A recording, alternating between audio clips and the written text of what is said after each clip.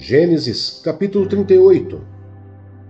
A história de Judá e Tamar. Por essa época, Judá deixou seus irmãos e passou a viver na casa de um homem de Adulão, chamado Ira. Ali Judá encontrou a filha de um cananeu chamado Suá e casou-se com ela. Ele a possuiu. Ela engravidou e deu à luz um filho, ao qual ele deu o nome de Er. Tornou a engravidar, teve um filho e deu-lhe o nome de Onã. Quando estava em Quezibe, ela teve ainda outro filho e chamou-o Selá. Judá escolheu uma mulher chamada Tamar para Er, seu filho mais velho. Mas o Senhor reprovou a conduta perversa de Er, filho mais velho de Judá, e por isso o matou. Então Judá disse a Onã: case-se com a mulher do seu irmão, cumpra suas obrigações de cunhado para com ela e dê uma descendência a seu irmão. Mas Onã sabia que a descendência não seria sua. Assim, toda vez que possuía a mulher do seu irmão, derramava o sêmen no chão para evitar que seu irmão tivesse descendência. O Senhor reprovou o que ele fazia, e por isso o matou também. Disse então Judá a sua nora Tamar: more como viúva na casa de seu pai, até que o meu filho Selá cresça, porque temia que ele viesse a morrer, como seus irmãos. Assim Tamar foi morar na casa do pai. Tempos depois, morreu a mulher de Judá, filha de Suá. Passado o luto, Judá foi ver os tosqueadores do seu rebanho em Tímina, com seu amigo Ira, o adulamita. Quando foi dito a Tamar: seu sogro está a caminho de Tímina para tosquear suas ovelhas. Ela trocou suas roupas de viúva, cobriu-se com um véu para se disfarçar e foi sentar-se à entrada de Enaim, que fica no caminho de Tímina. Ela fez isso porque viu que, embora Selá já fosse crescido, ela não lhe tinha sido dada em casamento. Quando a viu, Judá pensou que fosse uma prostituta, porque ela havia encoberto o rosto. Não sabendo que era sua nora, dirigiu-se a ela à beira da estrada e disse: venha cá, quero deitar-me com você.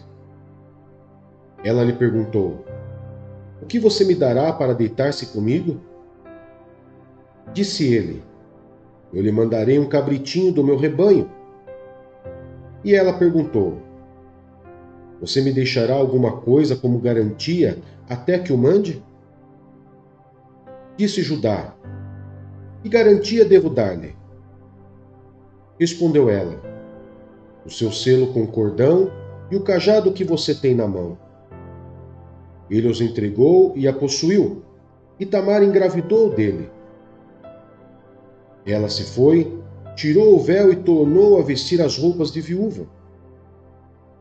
Judá mandou o cabritinho por meio do seu amigo adulamita, a fim de reaver da mulher sua garantia, mas ele não a encontrou. E perguntou aos homens do lugar: onde está a prostituta cultual que costuma ficar à beira do caminho de Enaim? Eles responderam: aqui não há nenhuma prostituta cultual. Assim ele voltou a Judá e disse: não a encontrei. Além disso, os homens do lugar disseram que lá não há nenhuma prostituta cultual. Disse Judá: fique ela com o que lhe dei. Não quero que nos tornemos objeto de zombaria. Afinal de contas, mandei a ela este cabritinho, mas você não a encontrou. Cerca de 3 meses mais tarde, disseram a Judá: sua nora Tamar prostituiu-se e na sua prostituição ficou grávida. Disse Judá: traga-no para fora e queime-na viva. Quando ela estava sendo levada para fora, mandou o seguinte recado ao sogro: estou grávida do homem que é dono dessas coisas. E acrescentou: veja se o senhor reconhece a quem pertence esse selo, este cordão e este cajado.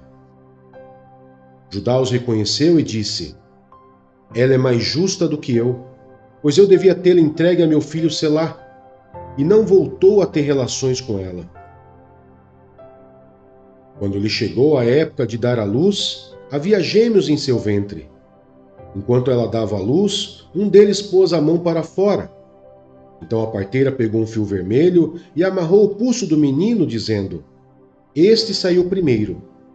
Mas quando ele recolheu a mão, seu irmão saiu e ela disse: Então você conseguiu uma brecha para sair? E deu-lhe o nome de Pérez. Depois saiu seu irmão, que estava com o fio vermelho no pulso, e foi-lhe dado o nome Zerá.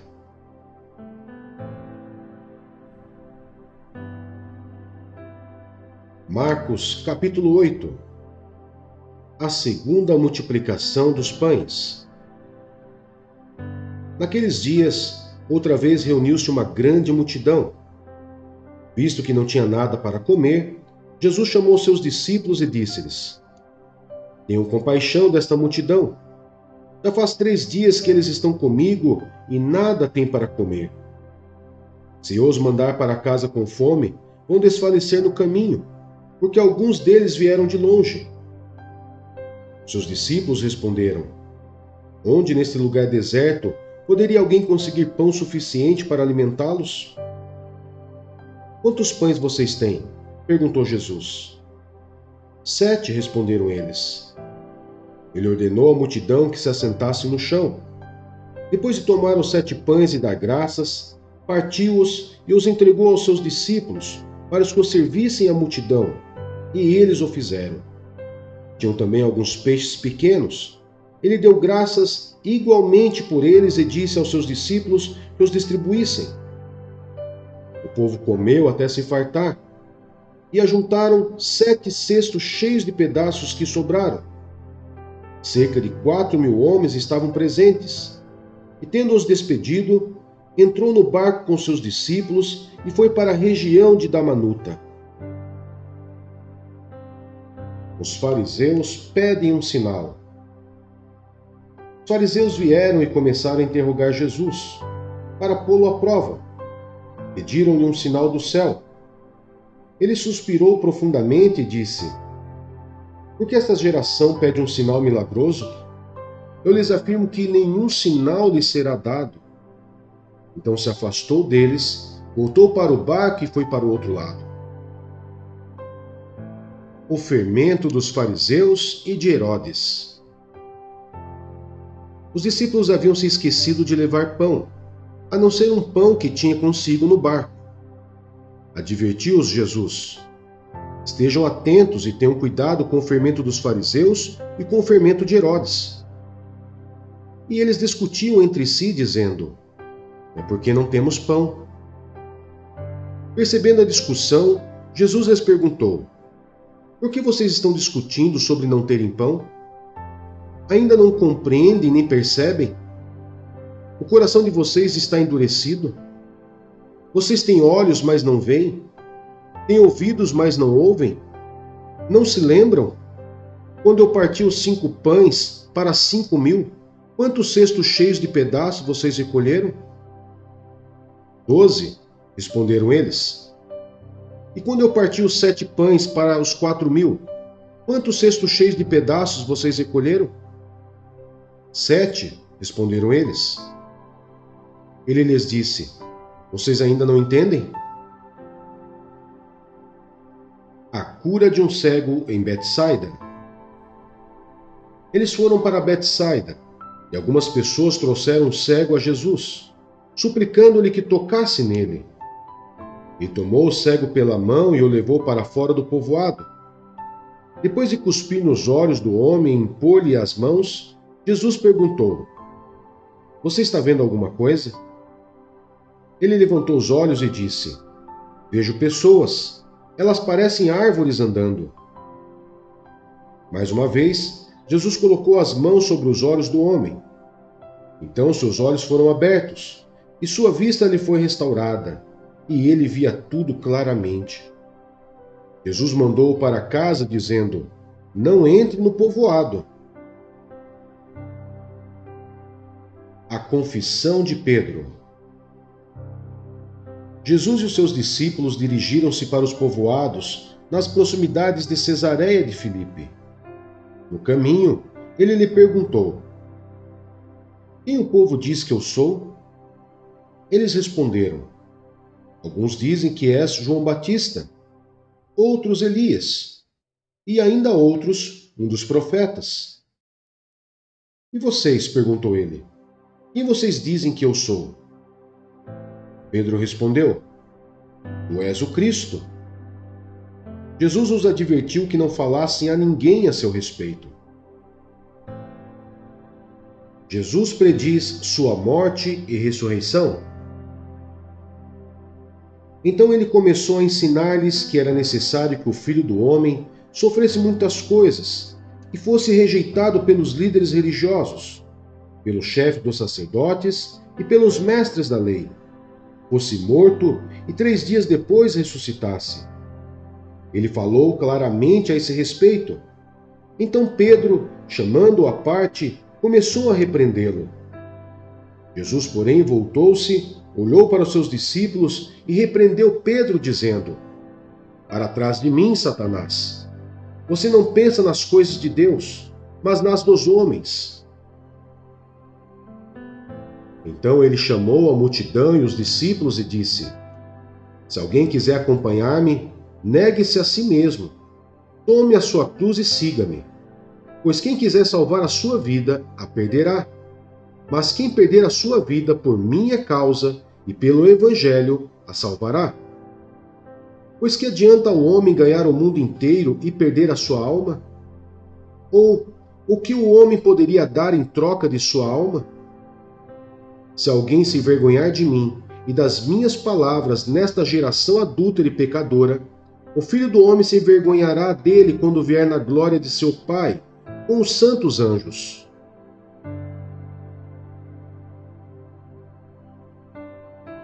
Jó, capítulo 4. Elifaz. Então respondeu Elifaz de Temã: se alguém se aventurar a dizer-lhe uma palavra, você ficará impaciente? Mas quem pode refrear as palavras? Pense bem. Você ensinou a tantos, fortaleceu mãos fracas. Suas palavras davam firmeza aos que tropeçavam.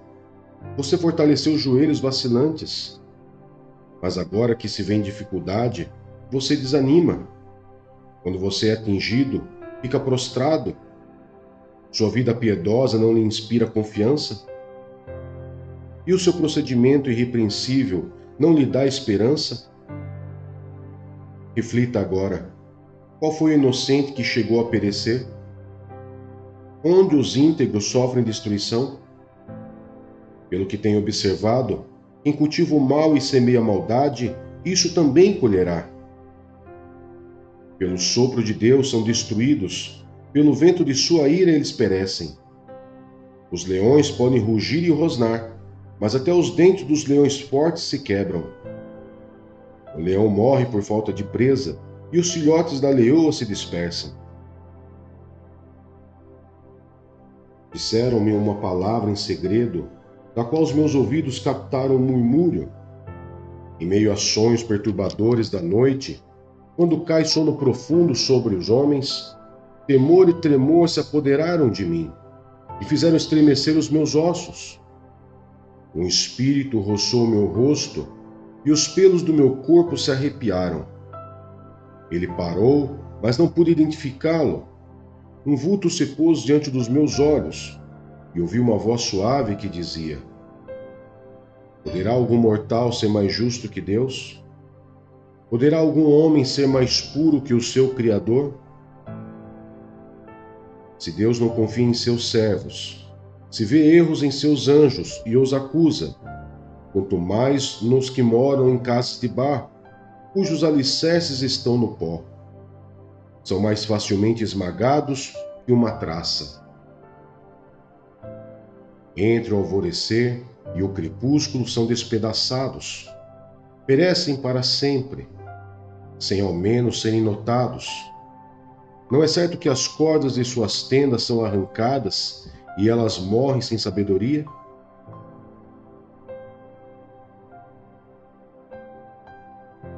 Romanos, capítulo 8. A vida pelo Espírito. Portanto, agora já não há condenação para os que estão em Cristo Jesus. Porque por meio de Cristo Jesus, a lei do Espírito de vida me libertou da lei do pecado e da morte. Porque aquilo que a lei fora incapaz de fazer, por estar enfraquecida pela carne, Deus o fez, enviando o seu próprio Filho, à semelhança do homem pecador, como oferta pelo pecado.